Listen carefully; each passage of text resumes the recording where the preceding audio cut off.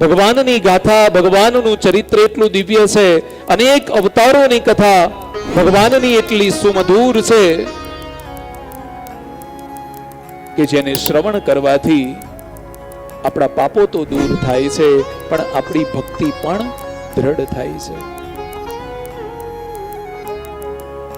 અને ભક્તિ કેવી હોવી જોઈએ?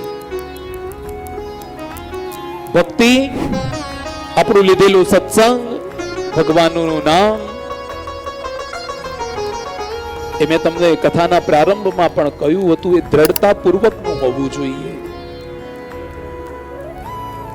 દ્રઢતા પૂર્વક લીધેલું નામ હશે, ખૂબ ભરોસા સાથે લીધેલું નામ હશે, ગમે તેવી પરિસ્થિતિ વચ્ચે લીધેલું નામ હશે, તો એનું રક્ષણ સ્વયં પરમાત્મા કરે છે, જેની ગાથા સુખદેવજી કરે છે. અને કહે છે કે ભગવાન વરાહે હિરણ્યાક્ષને માર્યો એટલે દીતિ રડે છે.